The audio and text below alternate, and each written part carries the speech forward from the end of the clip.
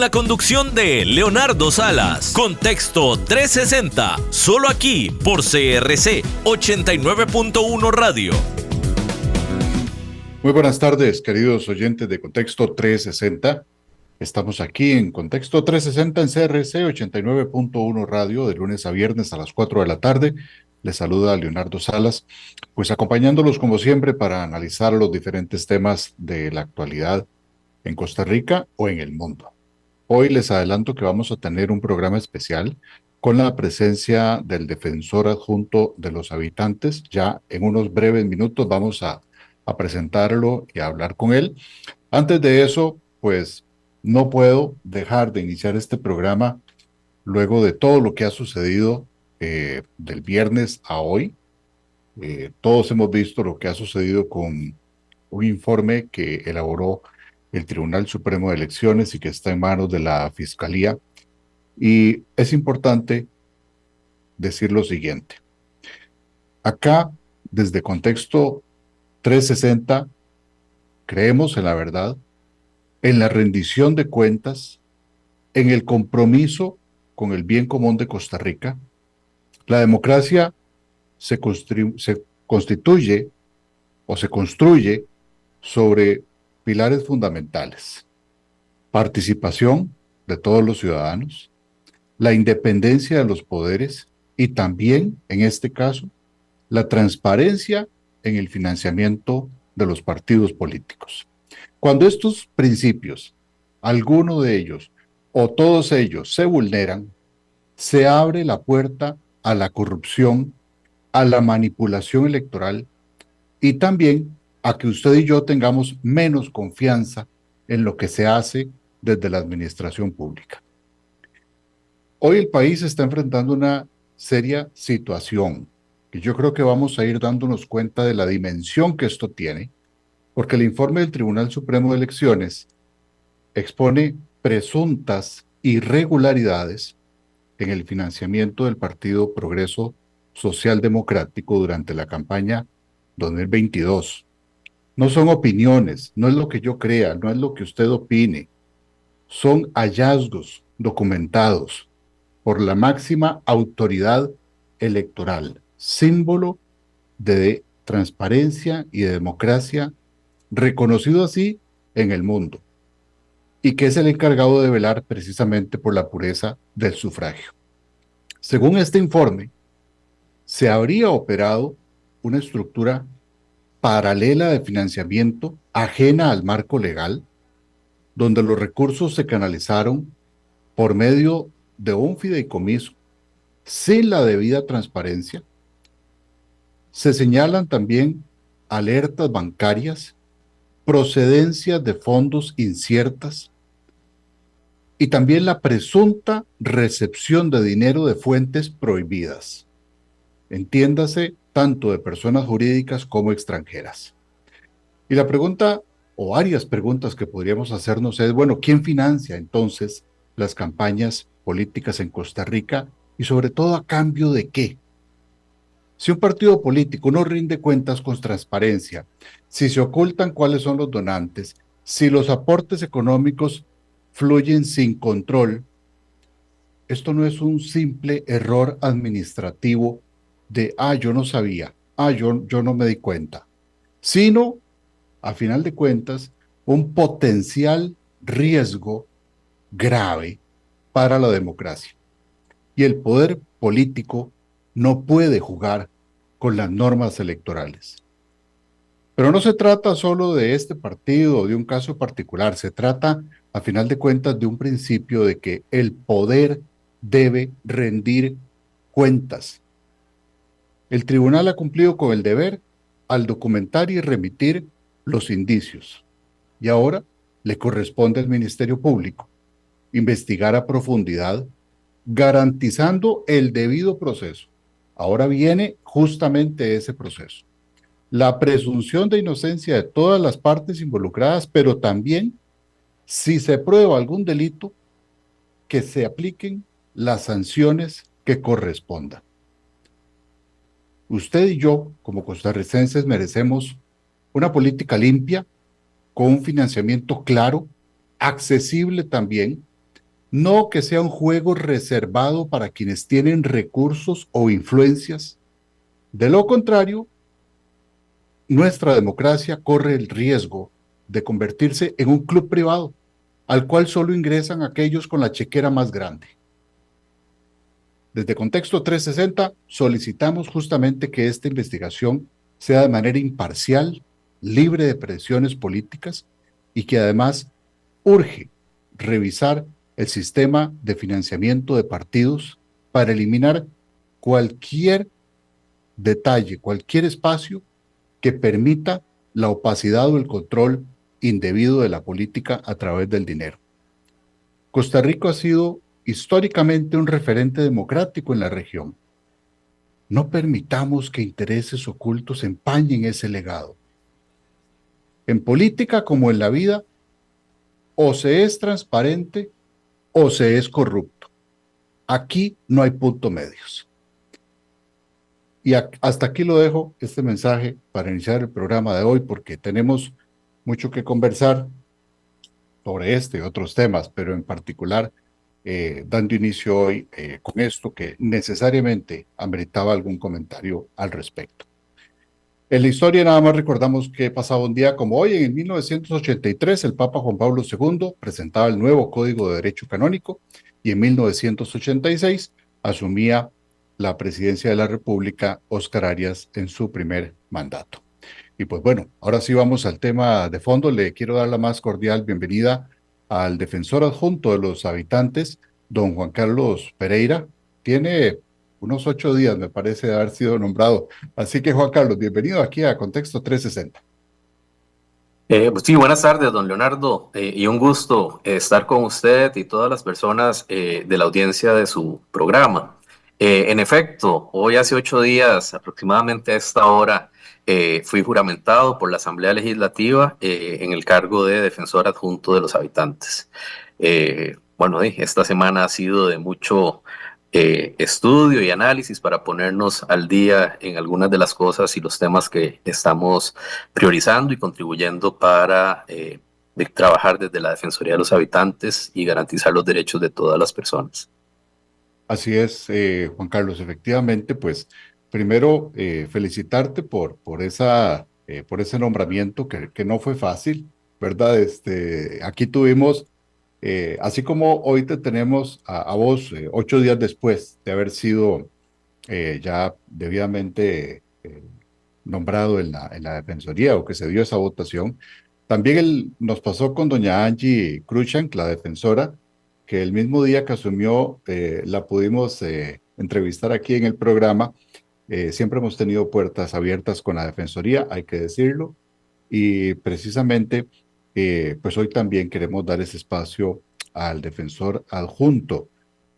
Tal vez, y antes de hablar de algunas de esas particularidades de la Defensoría, se vuelve particular aquí, pues conocer también a la persona, a Juan Carlos, ¿verdad?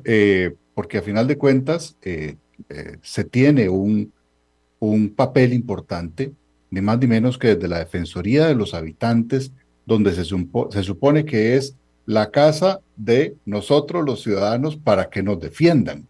Así que ocupamos también esa cercanía con la Defensoría. ¿Podrías comentarnos un poco, Juan Carlos, de tu trayectoria personal, profesional? Sabemos que, bueno, no solo has sido nombrado defensor adjunto, sino que ya trabajabas en la Defensoría, eras asesor. Entonces, pues cuéntanos un poco también de la parte personal y profesional. Claro, con todo gusto, don Leonardo. Bueno, yo soy politólogo de formación profesional, además cursé una maestría en administración pública con énfasis en gestión parlamentaria. Eh, He trabajado, bueno, de hecho le cuento como parte de las anécdotas de vida, terminando yo la carrera de ciencias políticas, tuve que hacer el trabajo comunal universitario en la Asamblea Legislativa y a partir de ahí pues se me abrió una oportunidad laboral que fue mi primera oportunidad, digamos, de trabajar profesionalmente y en este caso en la Asamblea Legislativa. Ahí estuve durante 8 años, trabajé en diferentes áreas como asesor y también como funcionario del Departamento de Servicios Técnicos. Posteriormente, en el año 2001, en diciembre del 2001, se me planteó la posibilidad de trasladarme a trabajar acá, a la Defensoría de los Habitantes. La idea era fortalecer la Dirección de Niñez, Adolescencia y Juventud. En aquel momento era solo Dirección de Niñez y Adolescencia.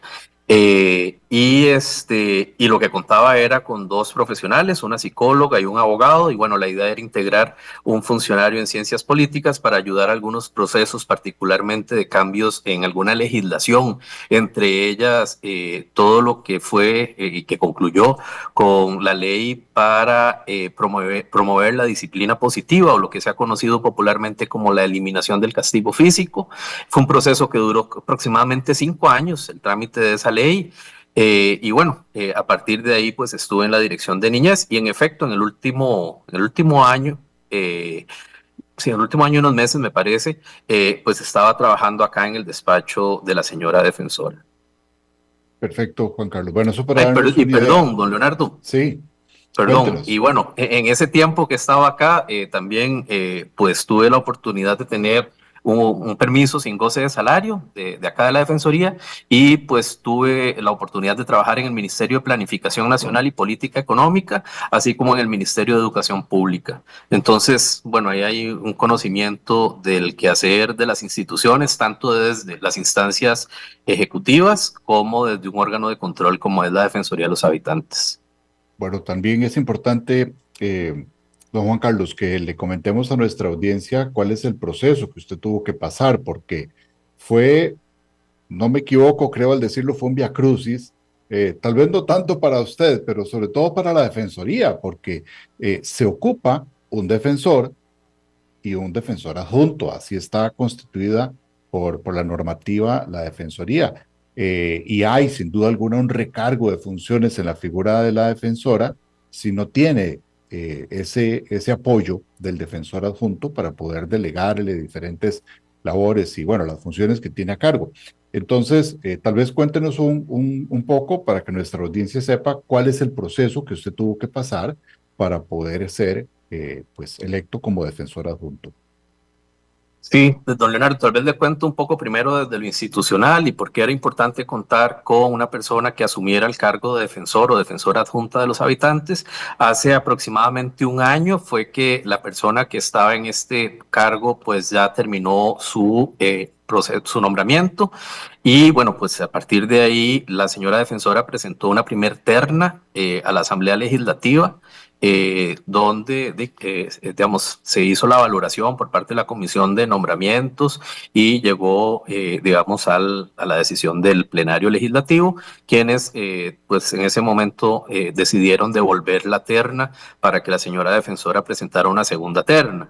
Si no me equivoco, en el mes de octubre del año pasado, la señora defensora pues presentó esta segunda terna en la que estábamos pues también, que formábamos parte de ella, otra colega politóloga, Cristina, y otro compañero que ha tenido mucha experiencia en lo que son los derechos de los pueblos indígenas.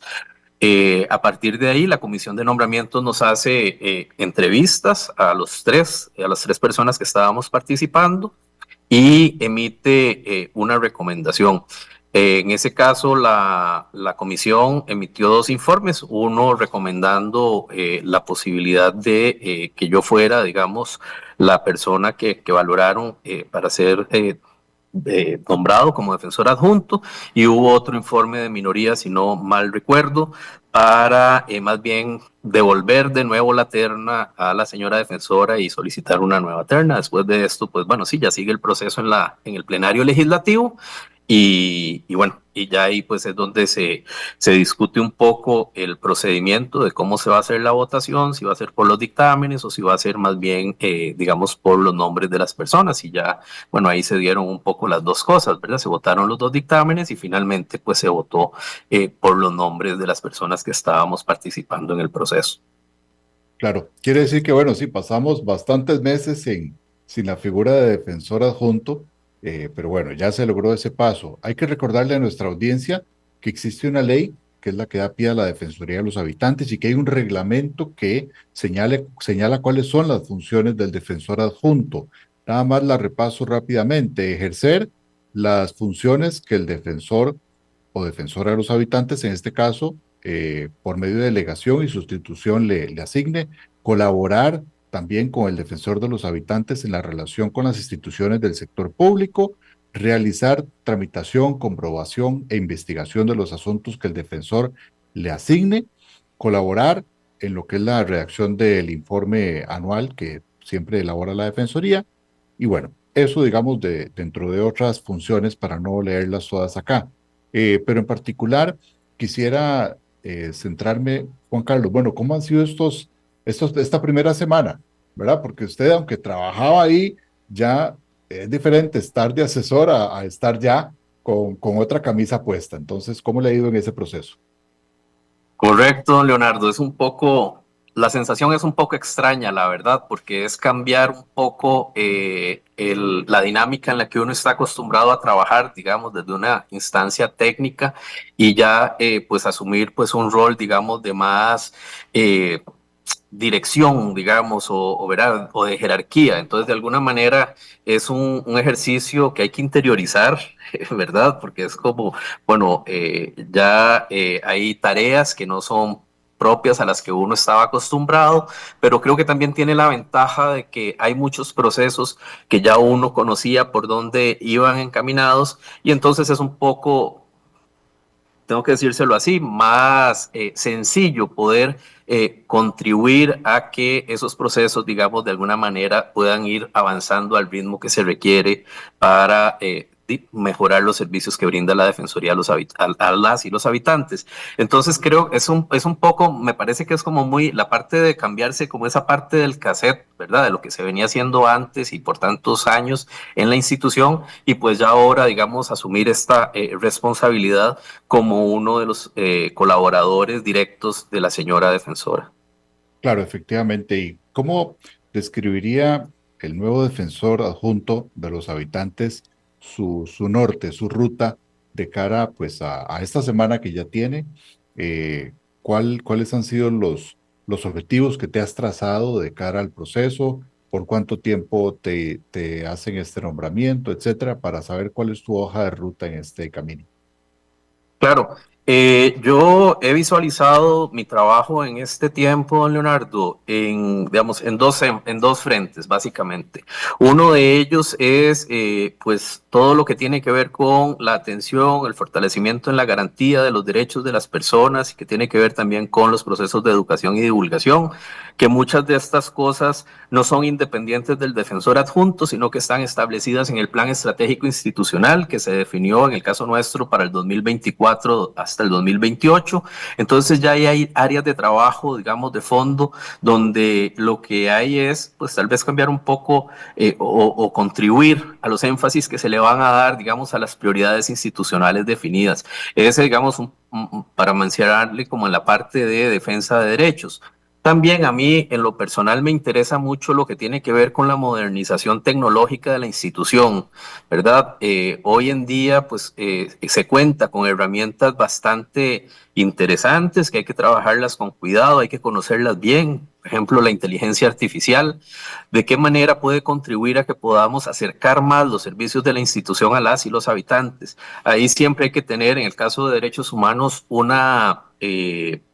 tener un cuidado del tema de la brecha digital, ¿verdad? Porque siempre hay poblaciones que tienen de alguna manera algunas limitaciones para poder tener acceso a algunas de estas herramientas tecnológicas, pero hay otra parte de la población que se está manejando muy bien con todo este tipo de tecnologías. Entonces, por eso pienso en que contribuir en esas dos partes y en la primera que le comentaba, me parece que hay temas prioritarios que tenemos que ir trabajando desde la Defensoría y con las instituciones que tienen que ver con el tema de educación y la situación en la que se encuentran, diferentes, ¿cómo se llama?, tareas pendientes, todo el tema de infraestructura educativa, la cantidad de centros educativos de primaria con currículum completo, que apenas alcanza 8 de cada 100 escuelas, el tema del fortalecer la enseñanza de un segundo idioma o lo que se conoce como el bilingüismo, las situaciones de brechas de acceso a la tecnología en los pueblos indígenas, en los territorios indígenas para los estudiantes de esas comunidades.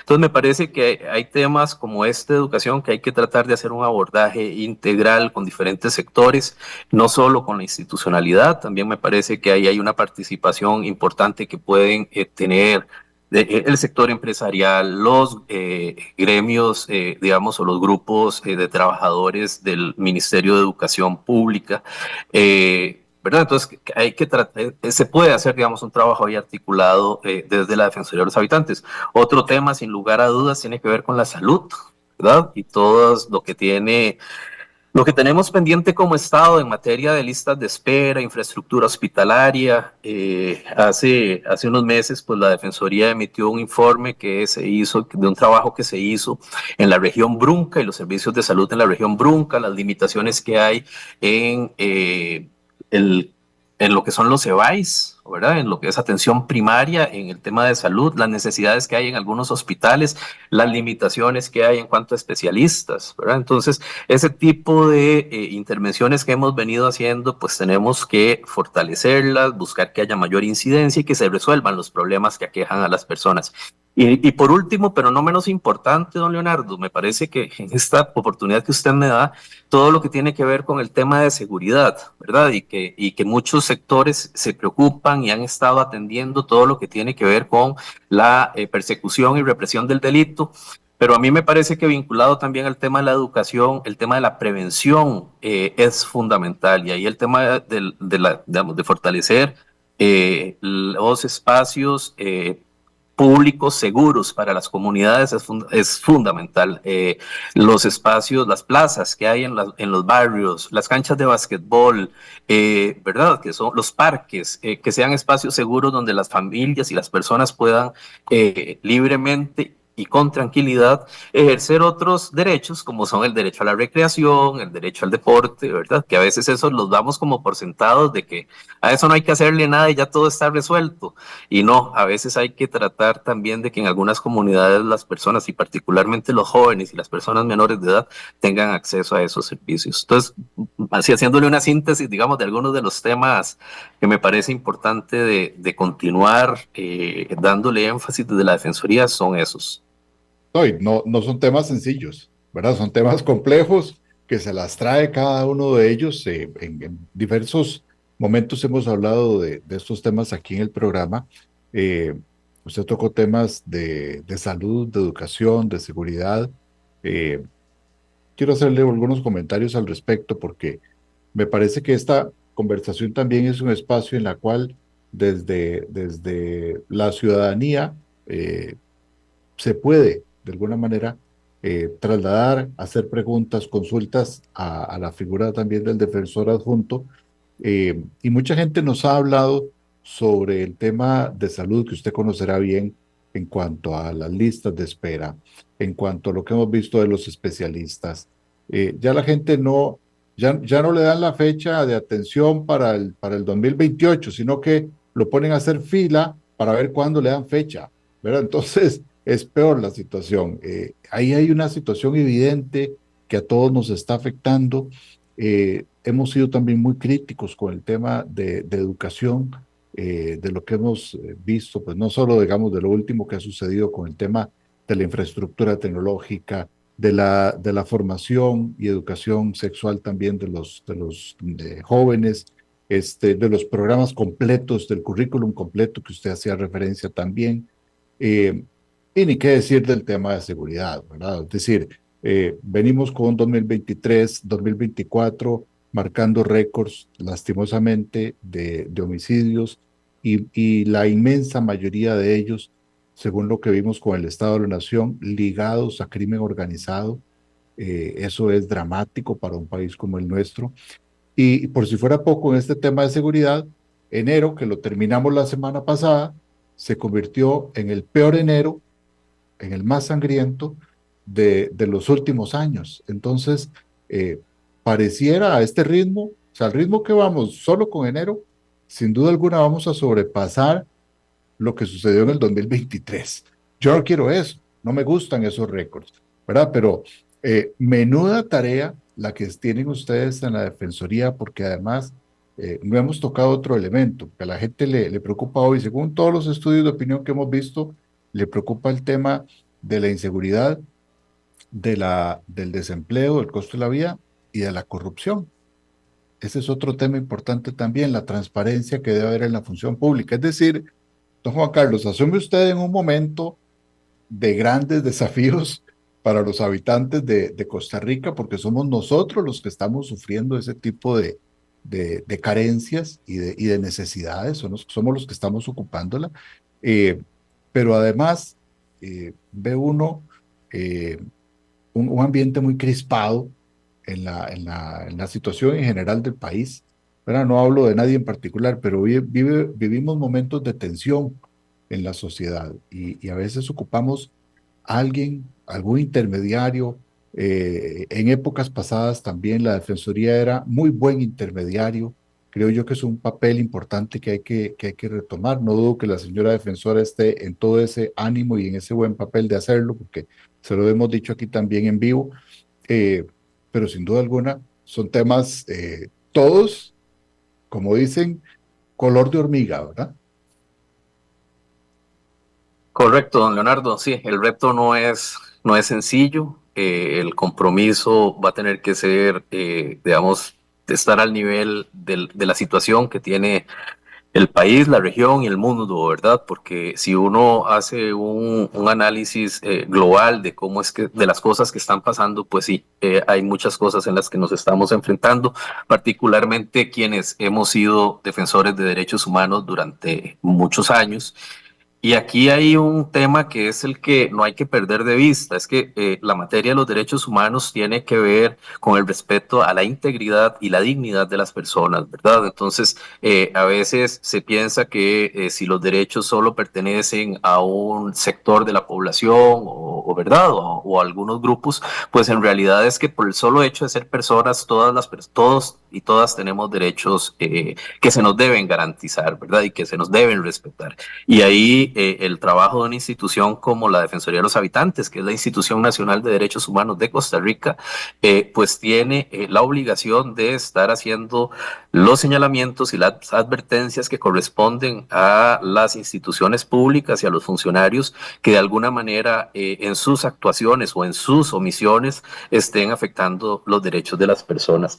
Permítame, don Leonardo, comentarle que ahora que usted hablaba un poquito del contexto de la situación en la que estamos y todo lo que tiene que ver con el tema de la inseguridad y como una de las principales preocupaciones de las personas, y a diferencia de lo que pasaba hace algunas décadas, y yo, bueno, en la entrevista que tuve en la Asamblea Legislativa lo puse como un ejemplo, que cuando yo ingresé al colegio, entramos 12 grupos de séptimo en 1983, salimos en el 87 y salimos 3 grupos de quinto. O sea, quedaron, y estamos hablando que eso fueron, digamos, esa década de los 80, donde hubo todo lo que se conoció como una disminución en la inversión social y no se garantizó de alguna manera la permanencia de los estudiantes en los centros educativos, con una gran diferencia. En aquel momento muchas de esas personas adolescentes que salían de los colegios, pues se integraban a trabajar en algún negocio familiar, en la pulpería, en la tiendita que tenía la familia, iban a coger café, con la gran diferencia de que ahora son otros los actores que están tratando de captar a estas personas menores de edad y como usted lo decía, para fines eventualmente, digamos, delictivos y que también los van a limitar en su desarrollo como personas. Y el otro tema que me parece importante también, don Leonardo, tiene que ver con la violencia hacia las mujeres y que cada vez vemos situaciones que a mí por lo menos me impactan cada vez o me asombran de una manera más fuerte por las dimensiones en las que ocurren y los mensajes que directa o indirectamente se transmiten cuando aparecen, digamos, los cuerpos de las personas fallecidas. Me parece que en el tema de la violencia hacia las mujeres, desde las microviolencias, los hombres tenemos que jugar un papel también más activo, y lo primero que deberíamos de hacer es reconocer que nosotros hemos sido criados, nos desarrollamos en espacios de hogares y comunidades con visiones de, qué duro decirlo, pero es visiones machistas, ¿verdad? Donde habían concepciones Claro. distintas de cómo se relacionaban, nos relacionábamos los hombres con las mujeres. Yo creo que uno de los primeros ejercicios que tenemos que hacer los hombres para contribuir en disminuir esta violencia hacia las mujeres tiene que ser un reconocimiento muy introspectivo, muy en lo personal, de qué cosas son realmente las que eran correctas y cuáles no, y que deberíamos de cambiar, ¿verdad? Que creo que ahí un aliado fundamental en la lucha por la igualdad de género y por el respeto a las mujeres, y tenemos que serlo los hombres, ¿verdad? Porque muchos de los agresores y ofensores son hombres, ¿verdad? O sea, Sí, son de claro. los grupos a los que pertenecemos nosotros, ¿verdad? Sí, sin ningún reparo, aquí hemos tocado ese tipo de temas, don Juan Carlos, porque coincido plenamente con usted. Yo creo que hay que reinventar la masculinidad como la hemos conocido. La sociedad nos ha hecho, me incluyo porque aquí hay que incluirnos todos los hombres. Siempre tenemos mucho que aprender de esa sana masculinidad, del respeto y del buen trato, porque o minimizamos o comentamos cosas, desde los chistes, desde los, ¿verdad? Hay un montón de comportamientos que lastimosamente se enquistaron en la sociedad como adecuados, como permitidos, como parte, digamos, de ese comportamiento del macho, hasta en estilos de liderazgo, ¿verdad? Hoy vemos liderazgos tan tóxicos en muchos ejemplos y producto de esa visión del macho, ¿verdad? Del gallo, ¿verdad? Y no, o sea, hoy no estamos para eso en estas sociedades y ahí están los reflejos en lo que usted está diciendo. Hoy la violencia contra las mujeres no es solo mayor en número, sino que además el ensañamiento es de una violencia atroz, ¿verdad? Y Correcto. eso, decir que no tenemos culpa en eso y que no tenemos que preocuparnos, eso no puede ser. Debemos, sin duda alguna, hoy preocuparnos por nosotros, por cómo cuidamos y formamos a nuestros hijos varones también, para que esto no se perpetúe, sino que tengamos una sociedad distinta. Así que totalmente, respaldo lo que usted está diciendo. El reto creo que no es fácil, don Leonardo, Para y nada. bueno, es grande. Probablemente los pasos que vayamos dando van a ser pequeños, pero tienen que ser firmes. Y creo que eso que usted planteaba del tema del ejercicio de las masculinidades positivas es fundamental, ¿verdad? Es como de construir un poco algunas de las dinámicas, digamos, en las que crecimos muchas personas, ¿verdad? Que bueno, que hay que, para mí el primer ejercicio es reconocer que crecimos en esos tipos de espacios y que deberíamos de comenzar a hacer los cambios y conversar más entre los hombres también, ¿verdad? De qué situaciones no deben permitirse de ninguna manera que afectan a otras personas, y en este caso a las mujeres. Sin duda, don Juan Carlos, otro punto. Usted mencionó también algo vital de lo que tiene que ver con la labor de la Defensoría y es justamente la protección de esos derechos de las personas y sobre todo ante lo que es la actuación de la administración pública. Eh, ¿Cómo piensan ustedes desde la Defensoría el tema de fomentar la coordinación, el diálogo, la rendición de cuentas? Porque al final de cuentas, en estos temas, los ciudadanos quieren ver reflejadas que sus necesidades son tomadas en cuenta, que se les está escuchando. Y ya hablamos de muchos temas en los cuales hoy nos sentimos no solo vulnerados, sino que también irrespetados y a final de cuentas, usted puso el ejemplo de la educación y de cómo esa deserción, ¿verdad? Y el abandono de políticas hacia esos temas está haciendo hoy que muchos jóvenes no solo terminen en manos del AMPA y del crimen organizado, sino que además terminen muertos. Y las cifras también ahí están.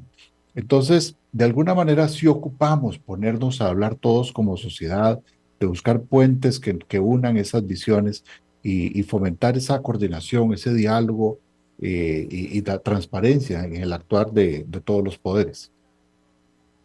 Sí, don Leonardo, en ese sentido, bueno, una de las funciones que tiene la Defensoría, tal vez más bien voy a decir primero esto, la Defensoría no es la administración activa, ¿verdad? Entonces, la Defensoría no necesariamente, si nos vienen a presentar una queja sobre que no se otorgó una beca de Avancemos o no se otorgó una cita dentro del sistema de salud, nosotros no podemos darle esa atención porque no tenemos la competencia, bueno, ni los recursos, porque la naturaleza de la institución es un órgano de control de legalidad y de cumplimiento de derechos humanos, para ponerlo en una síntesis bastante ajustada.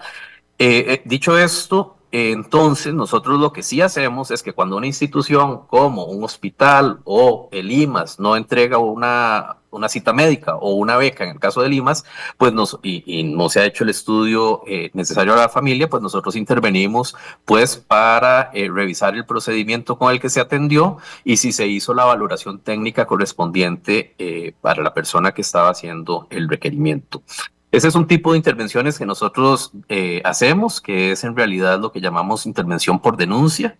A partir de ahí, eso también nos permite ver dónde hay situaciones en diferentes instituciones que se repiten y que de alguna manera pueden darnos luces de que hay un problema estructural. Y ahí, digamos, en ese contexto, entonces hacemos lo que es una investigación, digamos, estructural o una intervención de otra naturaleza.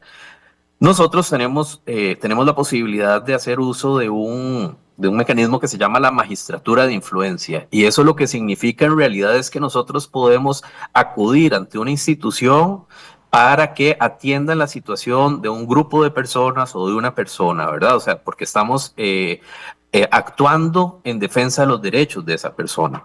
Y ahí la magistratura de influencia nos permite también establecer procesos de diálogo y de coordinación con instituciones para resolver problemas que se dan a lo interno de cada una de esas instituciones. Entonces sí, en definitiva, la posibilidad de tener diálogos permanentes con las instituciones, puede ser con funcionarios, digamos, de diferentes niveles de jerarquía, pero también con los jerarcas institucionales para hacer valer los derechos de las personas es fundamental. Y hemos tenido mucho éxito cuando logramos encontrar jerarcas en otras instituciones que tienen la claridad de entender que la intervención de la Defensoría lo que está haciendo es advirtiendo sobre la necesidad de algunos cambios para garantizar los derechos de las personas. Es un poco más difícil cuando los funcionarios o las funcionarias del otro lado pues cierran más bien la posibilidad de poder conversar y entonces de poder hacer la defensa de los derechos de las personas es un poco más tedioso o más lento. Y ahí le Entonces quería sí, preguntar eso, don Juan Carlos. ¿Cómo traspasar o cómo ir más allá de esa vocación, de esa magistratura que usted hablaba, eh, que no quede en algo recomendativo o en algo de un acto de buena voluntad? ¿Podríamos pensar que en ciertas ocasiones la Defensoría ocupa un cuerpo normativo con más dientes no más para dientes que nos dicen. pueda actuar un poco mejor? Sí, bueno, eso es un poco relativo y es discutible, digamos, y se ha analizado en diferentes espacios. Con lo que tenemos actualmente, don Leonardo, nosotros, déjeme decirle que tenemos bastante éxito con la solución que se le da a las recomendaciones, a partir de las recomendaciones que emitimos. ¿Y por qué es que sucede esto? Porque el sustento técnico con el que se presentan siempre están apegados, digamos, a la obligación legal o convencional de aquellos compromisos que ha adquirido el país a nivel internacional para los derechos de las poblaciones. Entonces, de alguna manera, la incidencia o el éxito que tenemos, a pesar de no tener esos dientes, digamos, coercitivos, ¿verdad? Como de, ¿verdad? Más que una recomendación, si es una disposición, Pues a partir de las recomendaciones que hacemos, normalmente logramos resolver los problemas que nos plantean muchos o una mayoría de los habitantes. Hay diferentes tipos de intervenciones, ¿verdad? Hay unas que son muy personales. Recuerdo una de una señora de más de 90 años que su esposo había fallecido. O sea, me correspondió llevarla a mí en alguna oportunidad que estuve en la Dirección de Igualdad y No Discriminación. La señora mayor de 90 años falleció su esposo en febrero, estábamos en septiembre y la señora no había recibido todavía la pensión de lo que le correspondía de su esposo. Bueno, hicimos una intervención en la Defensoría y para bien de la señora, el tema se resolvió con solo que acudimos a la instancia y hicimos las consultas de por qué a la persona no se le había hecho el traslado de la pensión. Entonces, ahí es donde uno dice, puña, tal vez es un caso, eso es un registro de los más de 26,000 casos que nosotros atendemos, pero para esa señora, ese era el caso. Los problemas de poder tener recursos para poder vivir, o sea, ese era su mundo, ¿verdad? Entonces a veces nos quedamos viendo los números, pero es que en derechos humanos no hay que ver solo el frío número, sino que también hay que pensar que detrás de esos números al menos hay una persona, porque igual a veces recibimos casos de centros educativos que tienen 1,000 estudiantes o tienen 100 estudiantes. Entonces, sí, para las estadísticas institucionales se cuenta como un caso, pero tiene digamos, una incidencia ¿cómo se llama? En un grupo más grande de personas, o cuando es un tema de una comunidad, un puente en una comunidad, ¿verdad? Una carretera. Entonces, sí es importante que a veces se tenga claro primero, bueno, que la Defensoría no sustituye a la administración, ¿verdad? O sea, los servicios de salud debe brindarlos la caja, los servicios educativos el MEP, ¿verdad? Pero nosotros sí hacemos un control de que esos servicios se brinden garantizando los derechos de las personas. Bueno, efectivamente, acaba usted de hablar de la caja, por ejemplo, y solamente hago un paréntesis de un dato que me acaba de pasar un oyente. De agosto a la fecha han renunciado 114 especialistas. Y por otro lado, también tengo el dato de que el hospital de Alajuela tiene 192% de ocupación. Eso no es ocupación, eso es saturación, eso es, ¿verdad? Un montón de personas mal atendidas. Que dicho sea de paso, aquí en el programa frecuentemente damos a conocer los diferentes comunicados que ustedes emiten en la Defensoría. Estuvimos haciendo el recuento de varios de los hospitales donde ustedes hicieron trabajo de campo, visitaron, revisaron, y era pues paupérrima la situación de quirófanos, de un montón de especialidades, y todas las fuimos comentando aquí en el programa. ¿Cómo ver ante este tipo de situaciones, don Juan Carlos, y usted como nuevo defensor adjunto, cómo hacer para que el ciudadano común pueda ver la cercanía de la Defensoría, y que el ciudadano también tenga esa confianza de acercarse donde ustedes a plantear las diferentes denuncias? Claro, ese es otro gran reto, ¿verdad? El tema de cómo llegarle a las personas para que sientan que esta institución es de ellos y de ellas, ¿verdad? Y que pueden acudir cuando tienen pues alguna situación con la atención de algún servicio que brinda una institución pública. Sí, ahí pues nosotros ahorita contamos con 6 oficinas regionales, estamos tratando de hacer una ampliación a lo que hemos llamado oficinas subregionales, estamos trabajando ahí con una propuesta en Nicoya. Eh, yo creo que nosotros, y ahora que le decía sobre lo que a mí me interesa de la modernización tecnológica, me parece que nosotros también tenemos que ir transitando hacia esas nuevas formas de comunicación que tienen particularmente las personas jóvenes.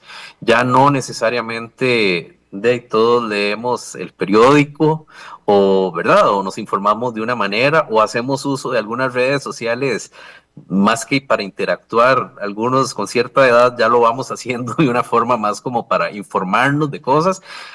que ya las personas jóvenes lo están haciendo de una manera distinta. Entonces, ¿cómo hacer para que una institución como la Defensoría de los Habitantes también se modernice en eso? ¿Cómo resolverle a las personas casi que en tiempo real dudas que pueden tener sobre ciertos servicios?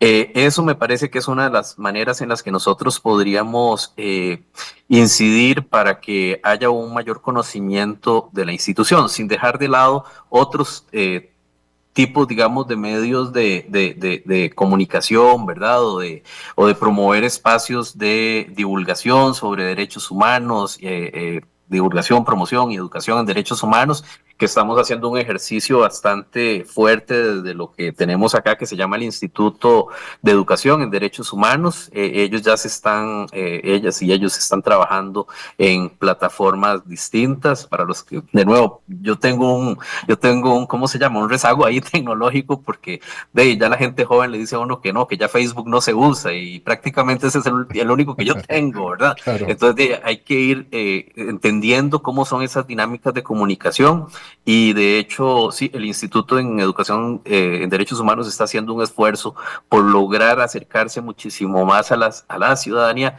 pero también acercarse al funcionariado público, ¿verdad? Porque cuando nosotros capacitamos o le damos información a un funcionario de una institución pública sobre los derechos que tienen las personas que acuden a ellos, muy probablemente ese funcionario público, si fue bien capacitado, si recibió adecuadamente la información, no va a ser ni siquiera objeto de algún tipo de denuncia, ¿verdad? Porque desde el ejercicio de su trabajo, la idea es que en esos procesos de capacitación garantice los derechos de las personas. Y eso es lo que más le conviene al habitante, ¿verdad? No se trata de que vengan que cada vez crezcan más las denuncias en la Defensoría, sino más bien cómo hacemos para que los servicios públicos cada vez sean mejor y más cercanos a la gente. ¿Cuál podría decir usted, Juan Carlos, que es la principal fortaleza de la Defensoría hoy? Ya usted ha estado en la Defensoría varios años, ahora le toca pues asumir el puesto de defensor adjunto. ¿Cuál podrías, desde su visión y su experiencia, decir que es la principal fortaleza con la que cuenta hoy la Defensoría?